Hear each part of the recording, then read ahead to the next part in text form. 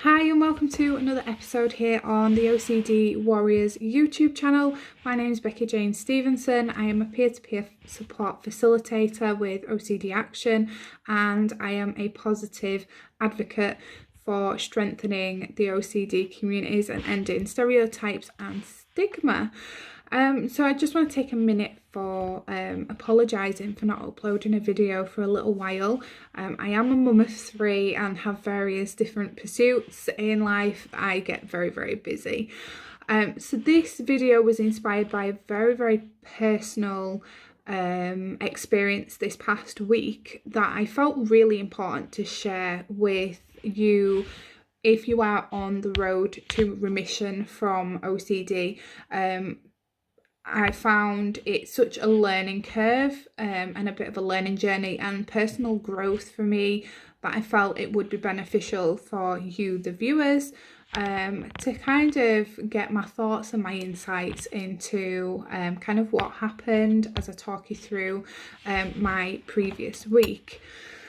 First of all, I kind of want to talk about OCD recovery versus OCD remission. Now, I try and shy away from using the word recovery and the cure, and I always like to use remission because mental health and emotional balance is like, it's a continuum. So, you know, 0 being the worst time, the darkest place that you can be in with your OCD, and 100 being pretty much OCD free, very happy, very positive, and life's just literally peachy. It's not realistic to be at the top end of the scale all of the time. We have things that come up in life that will kind of test our resolve. They will test us on how we can handle it. So sometimes we find ourselves shifting towards, those deep, dark depths of OCD. Things come along, life happens, life can be crap, life can be brilliant. And what it's about is how we handle those crap times to then come through out the other side to where, we feel much more grounded, we feel much more balanced and much more able to cope. Now, for those of you who don't know, I received my diagnosis of OCD in 2015. My OCD centres primarily around the harm theme, harm towards people that I care about and harm towards myself. I have had varying levels of other OCD subtypes, if you like, or themes, but they've never really stuck around much. It's always kind of reverted back to the harm theme because that's the one that gets the response the most. That's the one that sends me into distress and triggers off the need to do the compulsive behaviours. So I was in therapy up until the beginning of February this year. I did high intensity CBT along with exposure response prevention. Now, CBT is the frontline treatment for OCD. It's the one that has been researched extensively. It's the one that's had the most positive results. Granted, not everybody will find remission from doing CBT. Sometimes OCD can be treatment resistant simply because the OCD has been experienced for such a long time, but we normally say a combination of mindfulness, medication and CBT therapy with the ERP elements in there are the top 3 scientific and evidence-based proven treatments to help with OCD. Now, some people might not like the idea of medication. I, for one, was very anti-medication up until last year. I decided to go on them because the OCD relapse had been so severe. I knew I needed to be on the medication to balance me out enough to respond well to treatment. So sometimes we need to go on that medication just to kind of reduce things just a little bit so that the therapy can have the best chance of working. Now, I like to say to people, it's not embarrassing to be on medication. It's not a weakness to take medication. We take pills for infections, we take painkillers. You know, when we're ill and we need medication, we don't think to ourselves, oh, we're weak for needing that medication. If we have an infection that needs treating with antibiotics or penicillin, we don't think, oh, we're weak because we need antibiotics and penicillin to get better. Your brain health and your mind health is no different to an illness that needs treatment. So I always say to people, never ever feel ashamed of the fact you need medication. It's not, you know, it takes a lot of courage to start taking meds. It took a lot for me to start taking them, and I'm actually quite glad that I did, because I probably wouldn't have found CBT as helpful. So let me get back onto what I wanted to talk about in the first place. So I came off my medication about 3-4 weeks ago now, and I was feeling absolutely great. The OCD was pretty much non-existent, and I thought, right, I finally nailed it. I've done the therapy, I've done the ERP, that's it, I'm fixed. Now, having that kind of mentality is going to set you up for a fall, because you're going to have something that's going to trigger you at some point in life, and it's going to kind of, the OCD will try and sneak back in. It will try and pull you back in, because here's a stressful situation when you've been doing so great and you weren't expecting it. It kind of knocks the stuffing out of you. It knocks the winds out of your sails, and your first instant reaction is the worst case scenario. We start to fear that we are relapsing. We start to think, oh, I'm never going to get better. Here I am again. I'm suffering with my OCD. I'm struggling with it. You know, I've done all that therapy. I've done all these things, and it still hasn't gone away. Now, remember what I said about the continuum? That goes for OCD remission as well. There are going to be times in your life where it is going to test you to the max. At this point where it tests you, this is where your CBT tools that you have learnt with your therapist, or if you've done self-guided CBT or self-guided ERP, this is where you use those tools, because this is where they are most effective at getting you out the other side of a bit of a bump in the road. Now, what had happened with me was one of my OCD fears or obsessions, if you like, was I have a huge fear of developing severe depression. So any kind of suicidal stories or information about ideation and severe depression and stuff, that triggers me to the point where I become kind of hypervigilant. I start looking out for negative emotions. I start misinterpreting them and comparing how I feel with how maybe other people feel.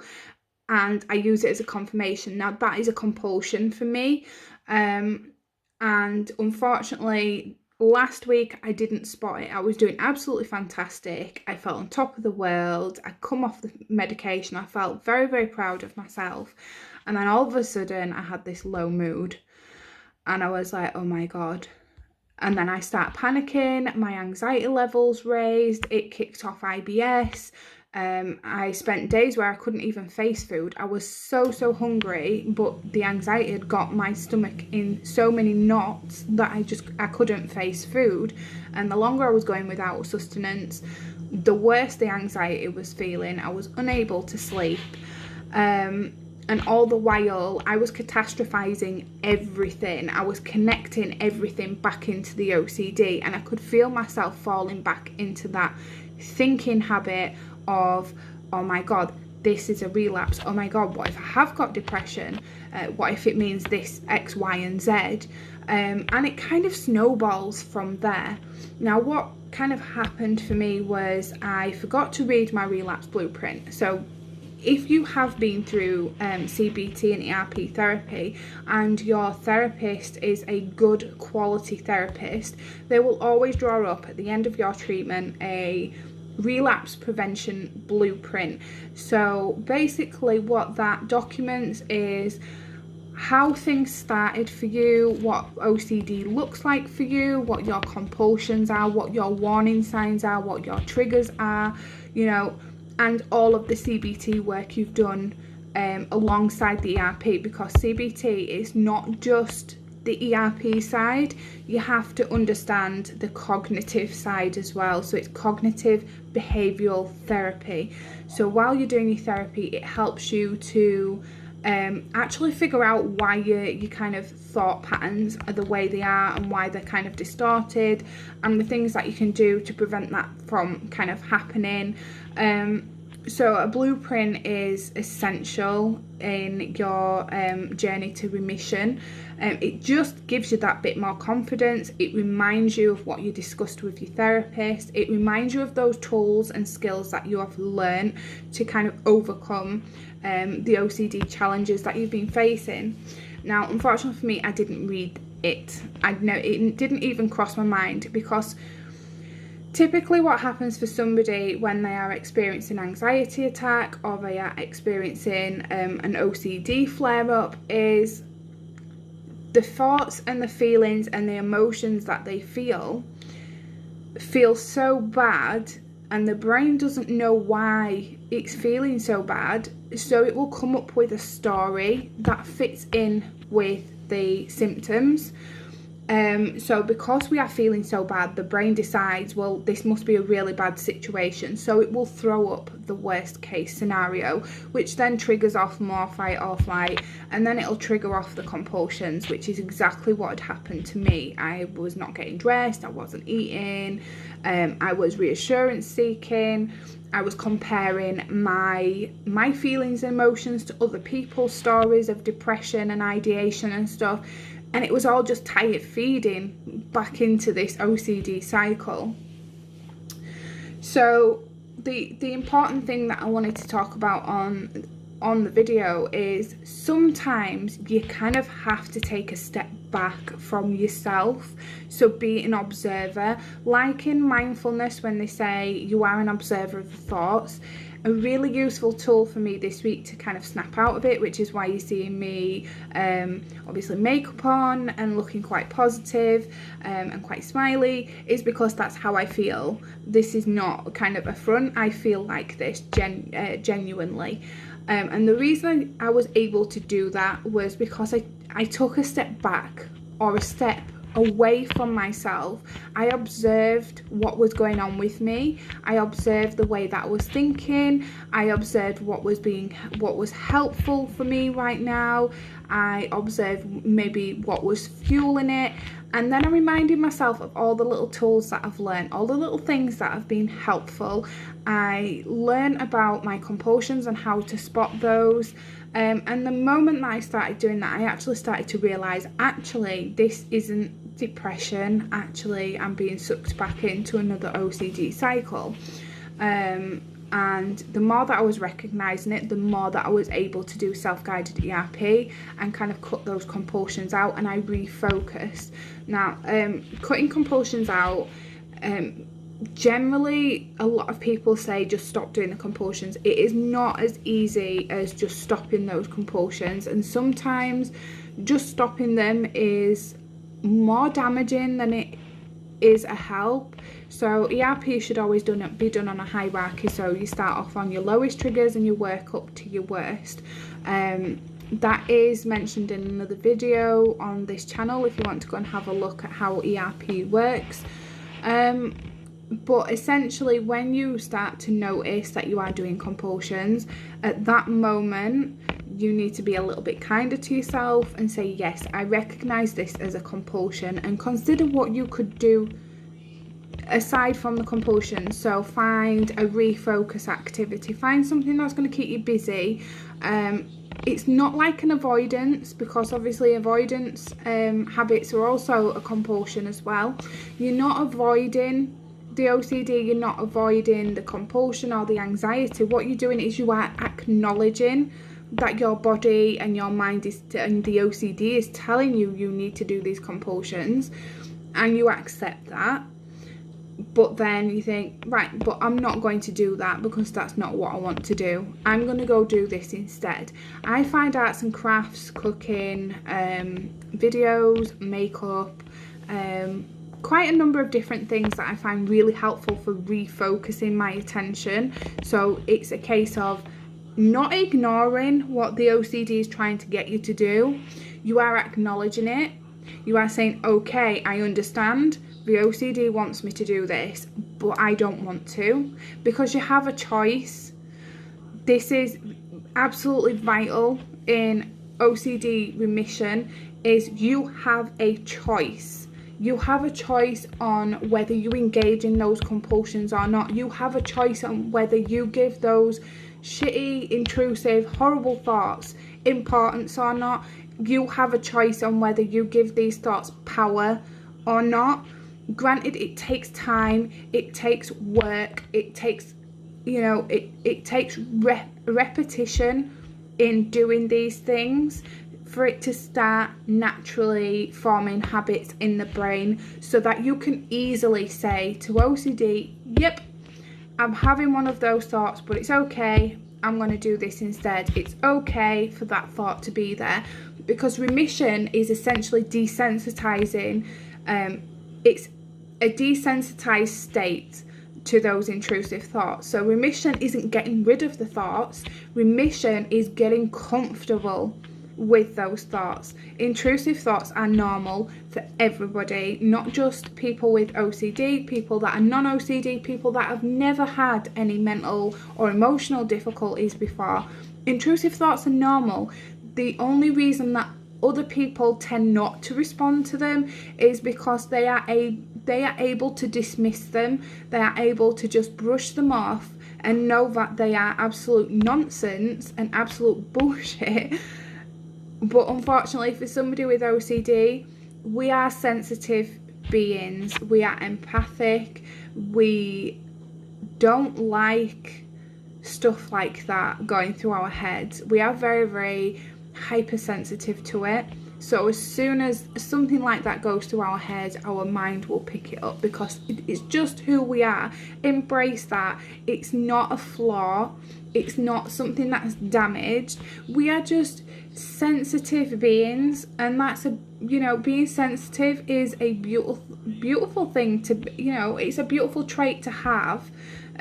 Being sensitive is not something that we should hate about ourselves. We should love that about ourselves. It's who we are. OCD often, as most of you who are watching it will know, attacks our very core values, our very belief system, the things that we live by. Particularly for people with harm OCD, paedophilia OCD, and stuff that just really attacks the way we feel about other human beings. And it's awful. This disorder is an awful bullying disorder and can be horrendous, but remission is possible. You can do it.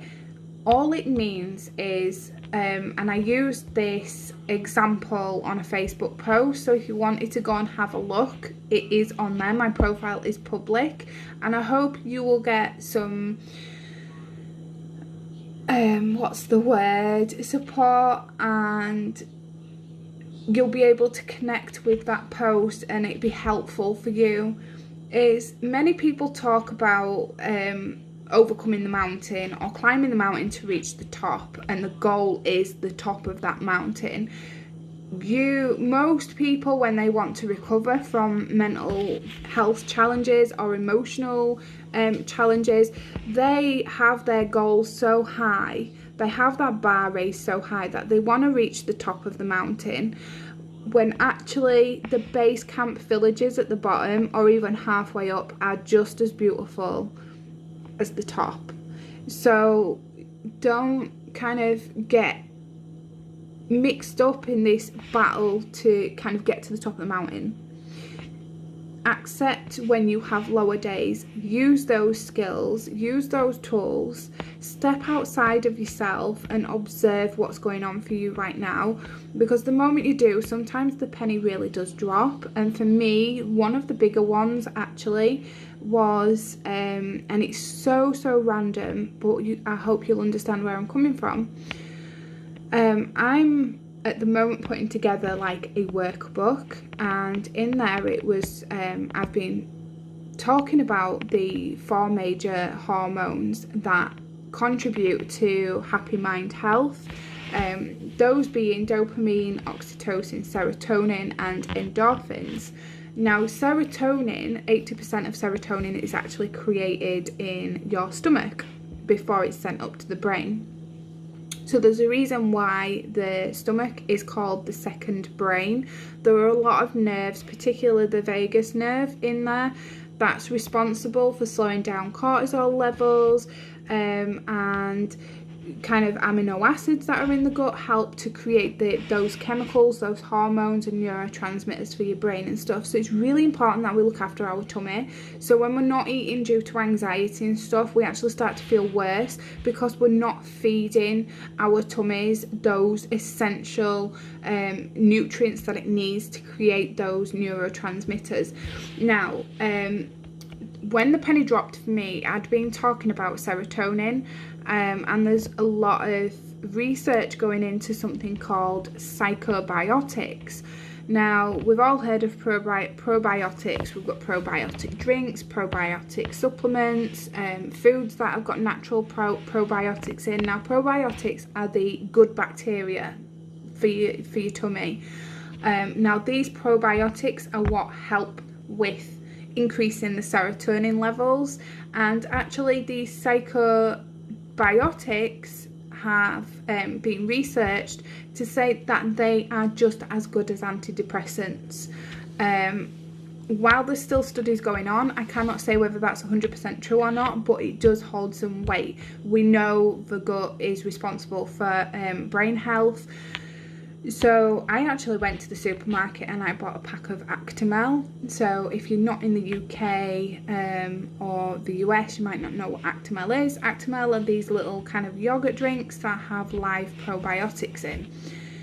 So I went there in a panic to find something that had probiotics, which would mean I would create serotonin, and then serotonin would help get me out of this funk that I was in. That in itself was a compulsive behaviour, and the penny dropped this morning. I thought, oh my god, I cannot I cannot believe that I didn't spot that I was looking for something to sort out this low mood because I didn't want confirmation that I had depression, when actually it wasn't. Everything was being driven by my anxiety. Everything was being driven by the OCD trying to pull me back in again.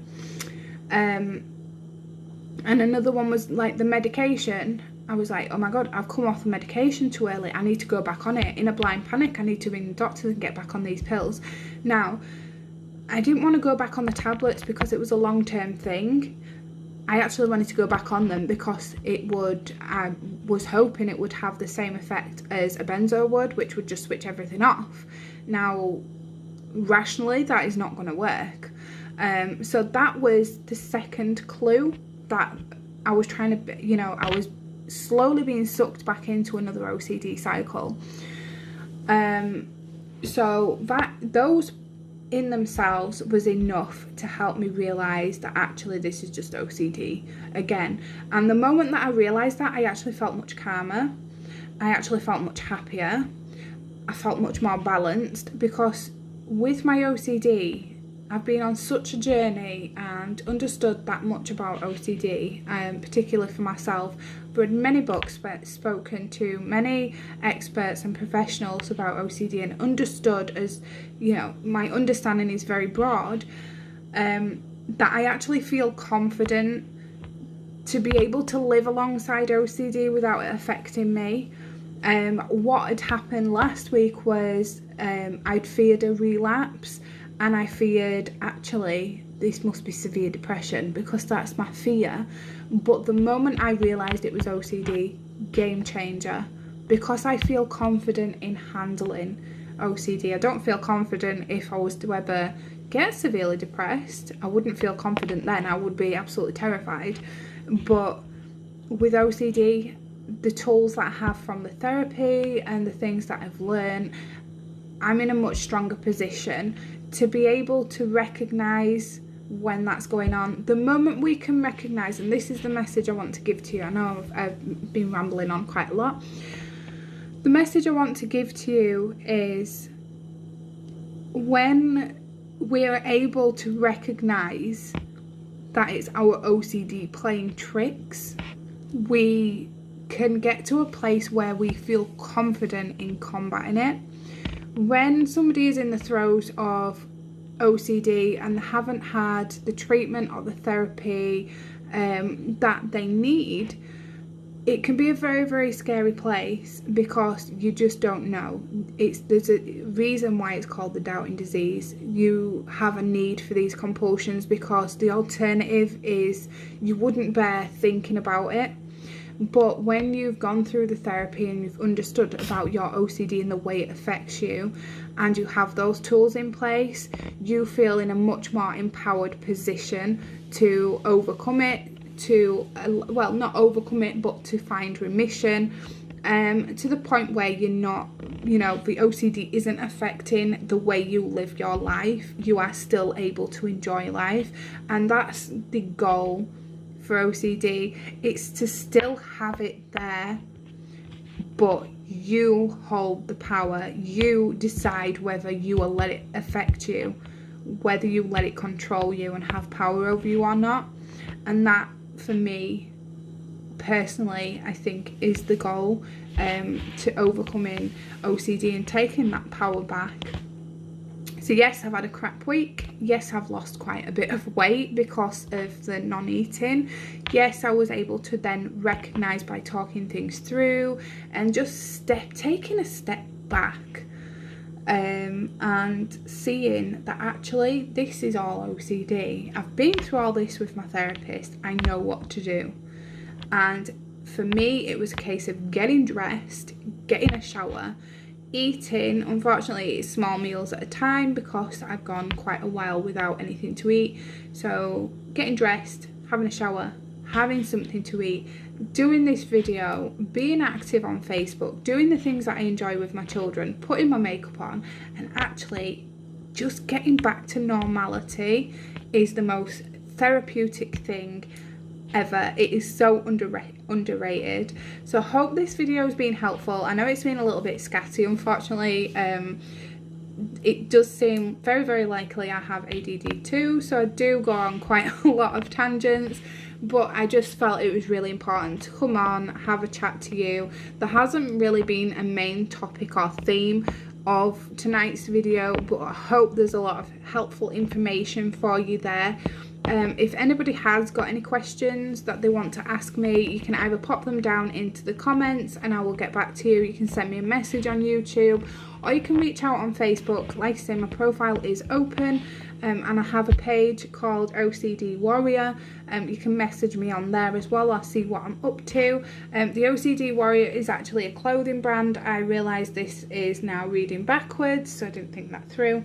The OCD Warrior is a clothing and merchandise brand for mental health communities, particularly OCD communities, to empower the wearer, to also create a talking point for other people to understand what OCD is and what it isn't, to break down these stigmas and stereotypes, but also when you're wearing it to feel like an absolute rock star anyway, and kind of be your own goddamn superhero. So this one is my favourite slogan, which is I have those thoughts too, because I feel like if somebody else was wearing this when I was going through really severe OCD, before I even knew what it was, if I'd have seen someone wearing that, I would have got so much comfort from that. It's that silent acknowledgement that you're not alone. So that's what the OCD Warrior page on Facebook does. But if anybody does want to reach out to me on there, they are more than welcome to. So again, I'm going to say goodnight because it is getting really late, and I look forward to bringing you another video. If there's something you would like me to cover in a YouTube video, just drop a suggestion in the comments and I will get one recorded, because sometimes I run out of ideas for content. So if there is something you would like me to talk about, regardless of whether it's anything like my own journey, my own experience, the way thoughts have affected me, what type of thoughts, compulsions, absolutely anything, drop them in the comments and I will record a video. So for now, take care, make sure you are looking after yourself. Self-love and self-care is not selfish, and just remember, sometimes when we are in the throes of anxiety, sometimes it just takes stepping out of ourselves, stepping away from ourselves and observing what's going on. Sometimes even just that is enough. So yeah, take care everybody, and I will see you all next time. Bye.